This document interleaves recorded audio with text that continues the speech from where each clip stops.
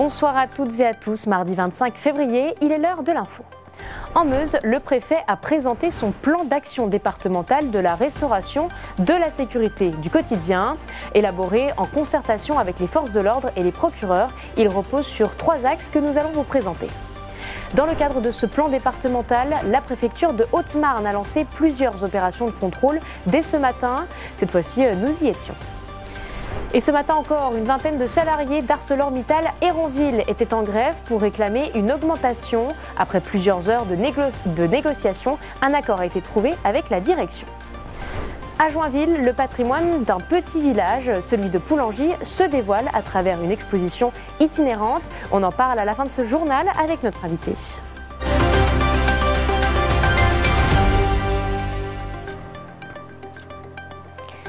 Le ministre de l'Intérieur, Bruno Retailleau, a sollicité en novembre dernier les préfets des départements pour élaborer un plan d'action départemental de la sécurité du quotidien. L'idée est de placer les réalités locales au cœur de cette stratégie et qu'il ne soit pas la déclinaison d'un plan national général. Dans chaque département, il a été réalisé en concertation avec les forces de l'ordre et les procureurs. Le préfet de la Meuse a présenté le sien ce lundi. Paul Deswatines était sur place.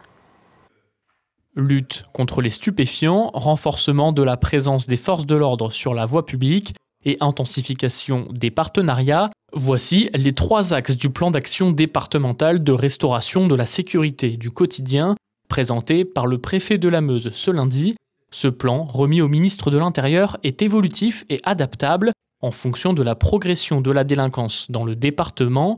L'idée est de placer les réalités locales au cœur de ce dispositif. Il fera l'objet d'une évaluation et d'un suivi trimestriel. Là, ce qu'on voulait faire, c'est vraiment prendre les domaines où il y a de l'initiative, par exemple sur le stupéfiant, ou sur la présence de voies publiques et tout ce qu'elle permet de faire, et sur la participation. 3 domaines où il nous a semblé qu'il y avait des marges de manœuvre et donc on pouvait fixer des objectifs ambitieux par rapport à ces marges de manœuvre. Ce qui va changer, c'est qu'au travers de ces 3 priorités, c'est une sorte de contrat entre les policiers et les gendarmes et puis les autorités judiciaires et administratives sur des actions à réaliser. Parce que derrière ce plan, évidemment, ça, on ne va pas le communiquer. On a des ciblages, on a des quantifications, on a du concret. Et on va aller au résultat, puisque c'est ça qui est attendu de nos concitoyens, qu'on est sur ces enjeux-là du résultat. Donc on viendra régulièrement faire le point et on vous en rendra compte aussi de la façon dont ça avance et dont c'est réalisé. Et la sécurité, c'est l'affaire de tous et de toutes. Et la sécurité, elle commence par l'attention qu'on a sur son voisin, sur sa maison quand il part en vacances, sur l'agriculteur qui se fait voler son GPS. Et donc c'est cette idée, ce regard pour les uns et les autres. Et il existe des démarches citoyennes dans beaucoup de communes et d'inviter nos concitoyens à s'engager pour ces démarches qui sont des démarches de sécurité collective et d'attention simplement les uns aux autres. Forces de police et de gendarmerie en profitant peut-être de l'occasion. La Haute-Marne a elle aussi son plan départemental de sécurité. Un exemple concret a été donné ce matin. Les forces de police et de gendarmerie, accompagnées de la préfète, ont mené des opérations de contrôle et de fouille pour localiser du stupéfiant. Elles se sont déroulées à Chaumont et à Saint-Dizier. Nous les avons suivies. 7h24, le train en direction de Paris-Est vient d'arriver à quai et les voyageurs sont accueillis par les forces de police et de gendarmerie de Chaumont pour un contrôle prenant en compte identité et stupéfiants. Ce contrôle effectué dans le cadre de la présentation du plan départemental de restauration de la sécurité du quotidien en Haute-Marne est une stratégie lancée par le ministre de l'Intérieur sur l'ensemble du territoire avec l'aide des préfets. La Haute-Marne est un département de transit avec des voies ferrées et des flux autoroutiers et routiers permettant un déplacement de la délinquance. Sur le territoire, plusieurs problématiques ont été identifiées comme les vols à bord de véhicules ou dans des résidences, des atteintes à la personne, mais aussi des problèmes liés au point de deal ou au trafic de stupéfiants. Les dispositions qui sont prises dans le cadre de ce plan de restauration de la sécurité du quotidien sont des dispositions qui visent à la fois à réduire ces types de délits, mais aussi à renforcer la présence de nos forces de sécurité sur le territoire. Voilà les 2 enjeux essentiels qui sont privilégiés dans le cadre de ce plan. L'enjeu pour nous, c'est d'être réactif, d'être au bon endroit, au bon moment, pour avoir une réponse la plus adaptée possible à la situation. Et parfois, ce sont des situations qui peuvent amener des délais un peu plus longs, qui sont les délais d'enquête judiciaire, mais c'est aussi ce qui donne des résultats lorsque nous avons les moyens d'agir en profondeur. Au pied de ces immeubles du Vertbois, une dizaine de policiers. Il est 8h30 et les forces de l'ordre sont en pleine visite de cave à la recherche de stupéfiants. Ce genre d'opération reste l'une des missions prioritaires du plan départemental de restauration de la sécurité du quotidien pour le territoire haut-marnais. C'est la mission première du jour. Je veux simplement rappeler les chiffres 2024. 28 délinquants trafiquants ont été interpellés, dont certains condamnés à des peines très lourdes. 640 kilos de résine de cannabis ont été saisis et 70 kilos de cocaïne. Et on a un phénomène de développement de ce trafic de stupéfiants, à la fois sur les zones rurales et sur les zones urbaines. L'opération du jour s'inscrit dans un contexte dans une lutte plus vaste contre le trafic de stupéfiants. Le but est de démanteler des réseaux ou de trouver des informations permettant d'identifier les acteurs clés. C'est qu'une partie vraiment donc, de la lutte contre le trafic parce que bien sûr on entreprend plusieurs actions, notamment le contrôle de toxicomanes qui, avec le recoupement des différentes informations qu'on peut recueillir lors de ces procédures, qui nous permet d'identifier donc des dealers, des revendeurs, et de monter des procédures un peu plus en amont. Au cours de l'année 2024, on a entrepris pas moins de 8 grosses procédures, donc, au cours desquelles on a démantelé donc, des points de deal, avec des grosses saisies qui ont été effectuées, tant en matière de stupéfiants qu'en matière donc, de sommes d'argent qui ont été recueillies. Et c'est pourquoi aujourd'hui nous étions présents pour effectuer donc, des visites de cave, qui est une partie des moyens d'action qu'on peut entreprendre contre le trafic de stupéfiants. C'est de localiser, identifier donc, des lieux de cache de stupéfiants. Donc certaines, bon là pour l'instant le résultat n'a pas été très probant, d'autres ont été quand même plus positives, avec la découverte de cocaïne ou de plaquettes de résine de cannabis. Même si la police n'a pas trouvé de drogue en quantité, cette opération a tout de même permis de rappeler aux habitants que les forces de l'ordre sont présentes au quotidien. Les images sont impressionnantes, mais heureusement, la collision n'a fait aucune victime. Cet accident spectaculaire s'est produit ce mardi après-midi sur la route départementale 520 à la sortie de Roche-sur-Marne. Une voiture a été violemment percutée au point qu'une partie de son moteur s'est détachée. Les secours sont rapidement intervenus sur place et les circonstances précises de l'accident restent à déterminer. Ce mardi matin, les employés d'ArcelorMittal Héronville se sont mis en grève pour réclamer une augmentation générale, une façon d'instaurer un rapport de force à l'occasion de la 3e réunion de négociation annuelle obligatoire. Après plusieurs heures, les deux parties ont trouvé un accord. Les détails avec Paul Deswatines et Léo Martin. On soit tous d'accord.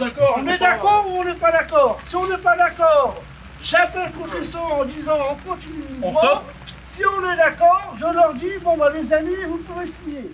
Depuis 4 heures du matin, une vingtaine de salariés du site Héronville d'ArcelorMittal ont lancé un mouvement de grève surprise à l'occasion de la 3e réunion de négociation annuelle obligatoire avec la direction. Durant ces rencontres obligatoires pour les sociétés privées de plus de 50 salariés, l'entreprise et les syndicats négocient sur plusieurs thèmes et notamment la rémunération. À Héronville, les employés souhaitent justement une augmentation générale. À 11h20, à la sortie de la réunion, les grévistes apprennent la bonne nouvelle. L'entreprise a accepté les revendications et un accord a été trouvé. Ils ont obtenu une prime de 1 000 €. Qui est pour? Levez la main.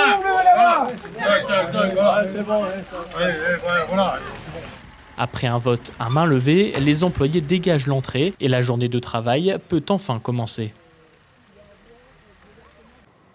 Le groupe Stellantis vient de rappeler près de 68 000 véhicules de modèles Citroën C3, Opel Corsa et Peugeot 208. Ce rappel est dû à un problème avec les bus de refroidissement de jet d'huile sur les moteurs 1 litre de PureTech. Les clients concernés devraient recevoir un courrier leur indiquant de ramener leur voiture au garage pour une intervention au niveau de l'huile et des filtres à huile. Cela devrait durer une trentaine de minutes. À savoir que le groupe a déjà lancé un premier appel pour des airbags défectueux en début d'année. Ce soir, nous avons le plaisir d'accueillir le président de l'association pour la sauvegarde du patrimoine de la commune de Poulangy. Il est à l'initiative de l'exposition itinérante Poulangy. Attention, vous entrez dans un village pittoresque. Cette exposition met en lumière l'histoire et le patrimoine. Bonsoir Christophe. Bonsoir. Alors je le disais, le titre il est quand même assez accrocheur. Comment vous avez eu l'idée de cette exposition ? Cette exposition, elle est partie du constat que le patrimoine poulangeois se dégradait au fur et à mesure des années. Donc il fallait enrayer ce processus, et comment l'enrayer ? Justement en le revalorisant à travers l'intervention d'artistes au Marnais et une exposition donc itinérante. Alors justement, quels sont les aspects que vous avez souhaité mettre en avant ? Parce qu'on ne peut pas tout mettre dans une exposition. Alors effectivement, on ne peut pas tout mettre, et on n'a pas choisi de ne pas nous-mêmes choisir ce qu'on allait proposer en fait à la visibilité. On a demandé des artistes d'intervenir. Certains ont choisi qu'on leur présente le village de Poulangy, d'autres sont simplement promenés et ont pris en photo ce qui leur paraissait le plus intéressant. Et c'est ce qui était aussi le plus intéressant pour nous, parce que quand on est habitué à un village, en fait, on ne regarde plus le village de la même façon. Donc là, l'idée, c'est des 10 artistes qui ont proposé un choix selon leur propre envie. Alors voilà un choix et un regard neuf finalement sur Exactement. ce village. L'exposition, elle est actuellement installée au couvent des Annonciades à Joinville. Combien de temps ça prend pour imaginer une exposition comme celle-ci, pour l'installer ? Alors, pour concevoir l'exposition, ça a pris une année, exactement une année, le temps de trouver les artistes, le temps de trouver en fait les financements, les lieux. Ça a pris beaucoup de temps pour les lieux, d'envisager justement un itinéraire qui soit cohérent. Et donc ça a commencé au mois de janvier à Saint-Dizier, ça s'est poursuivi à Bourmont, c'est actuellement à Joinville, et ça va poursuivre en fait sur le reste du département. Alors il y a combien de dates finalement ? Je ne pourrais pas vous le dire exactement, je pourrais vous dire les lieux et les mois en fait, mais je crois qu'on est à 8 dates. Et prochaine date, c'est ? Alors la prochaine, c'est un démontage de Joinville pour un remontage à l'INPI, donc l'Institut du patrimoine au Marnais à Chaumont. Alors pourquoi vous avez choisi une exposition itinérante ? Vous auriez pu la laisser à un endroit, vous avez décidé de la faire bouger en Haute-Marne. Alors l'idée, c'était de rencontrer les Hauts-Marnais. Pour rencontrer les Hauts-Marnais, il faut aller chez eux. Et pour vous, ce parcours, c'était un parcours logique ou vous avez mis du temps à trouver les dates ? Alors c'est un parcours logique. En fait, on a choisi d'exposer dans les chefs-lieux de canton. Donc il fallait à chaque fois qu'on ait en fait un lieu qui soit au centre de ville, si possible, ce qui est le cas en fait pour Joinville, ce qui sera le cas pour Chaumont, pour Nogent, et qui soit accessible et gratuit. Alors vous le disiez, 10 artistes à l'intérieur, vous avez expliqué le processus de travail, donc ils sont travaillés chacun de leur côté. Tout à fait. Vous avez tout mis en commun ensuite. Exactement. Si on décide demain d'aller voir cette exposition, qu'est-ce qu'on peut y retrouver ? Alors vous allez découvrir le patrimoine naturel de Poulangy, puisque c'est quand même 20% de son territoire qui est protégé, SNIEF et Natura 2000. Vous allez pouvoir découvrir Poulangy hier, puisque c'était une riche histoire, 5000 ans d'histoire. Poulangy aujourd'hui, le constat de ce qu'il y a à voir et la beauté du village aujourd'hui, et Poulangy personnalité, puisque c'est aussi un patrimoine humain. Alors justement, ce patrimoine humain, parlons-en. Vous avez un grand nom de Poulangy. Oui, on a un nom qui est très important et qui est très peu connu dans le département, mais qui, à mon avis, est un levier de tourisme assez important, c'est Bertrand de Poulangy. Bertrand de Poulangy, c'est un personnage qui est utilisé comme un personnage de fiction à travers un jeu, notamment Assassin's Creed. 200 millions d'exemplaires vendus dans le monde, donc 200 millions de personnes capables de jouer avec Bertrand de Poulangy. Mais c'est un personnage qu'on retrouve sur des scènes opéra, ballet. On l'a retrouvé notamment au MTV Grammy Award en fait, en septembre dernier, à New York, à côté d'une chanteuse Gospel Chapel, en fait, qui n'est pas connu des Français, mais il était sur scène. Qui rayonne finalement. Mais qui rayonne, exactement. Pourquoi c'est important pour vous de mettre en valeur autant Poulangy ? Alors, c'est pas forcément mettre autant en valeur Poulangy, c'est-à-dire que Poulangy fait partie d'un maillage. En fait, c'est l'un des villages les plus pittoresques du département. L'idée, c'est de l'inscrire en fait dans des chemins de déplacement touristique, en faisant rayonner Poulangy. En fait, c'est aussi une façon de faire rayonner la Haute-Marne. Alors, vous faites rayonner la Haute-Marne en Haute-Marne et puis un petit peu à l'extérieur finalement ? Alors on a choisi de faire rayonner d'abord Poulangy auprès des Hauts-Marnais, ensuite faire rayonner Poulangy à travers la Haute-Marne, et puis c'est le projet effectivement pour les années suivantes, c'est-à-dire de faire rayonner Poulangy, puisque Bertrand de Poulangy est un levier en fait international, c'est effectivement d'amener du tourisme comme pour Colomber les deux églises, c'est d'amener un tourisme en fait de vacanciers à travers Poulangy dans la Haute-Marne. Qui s'inscrirait du coup dans un maillage départemental comme vous l'expliquiez. Quels sont vos projets futurs pour arriver à ça ? Alors on est déjà sur un projet qui est en cours actuellement avec l'agence d'attractivité, puisqu'on souhaiterait inscrire Poulangy dans un chemin qui s'appelle les chemins des châteaux et des abbayes de Haute-Marne. L'idée ensuite, c'est peut-être rentrer dans une qualification, peut-être petite cité de caractère, quelque chose comme ça. Voilà, en tout cas développer à la fois l'activité culturelle et à la fois de la mise en réseau. Alors justement, selon vous, cette exposition, comment vous pourriez la résumer ? Vous avez beaucoup d'œuvres à l'intérieur. Comment on pourrait attirer des visiteurs ?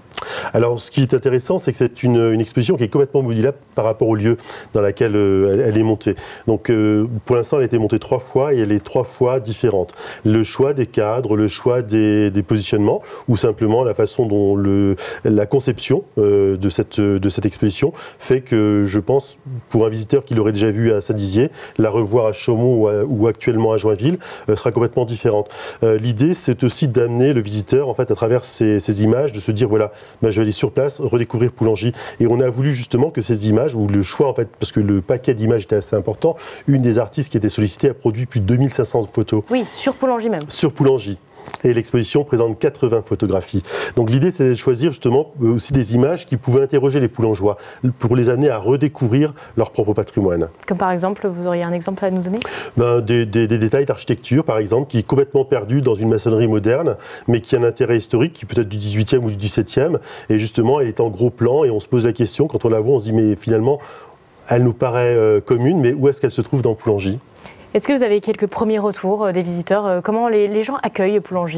Alors on a effectivement déjà des premiers retours. Les premiers retours viennent principalement des Poulangeois expatriés. C'est-à-dire ces Poulangeois qui ont qui ont soit vécu à Poulangy, soit qui ont eu leurs parents à Poulangy et qui sont venus justement à Saint-Dizier ou à Bourmont découvrir l'exposition et qui justement replongent à la nostalgie. Donc c'est plutôt un retour positif. Retour positif et on espère que ça va continuer.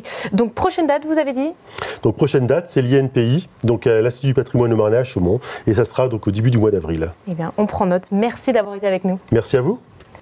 C'est la fin de notre édition. Merci de nous avoir suivis. Tout de suite, la météo. L'information continue sur puissancetélévision.fr. Bonne soirée.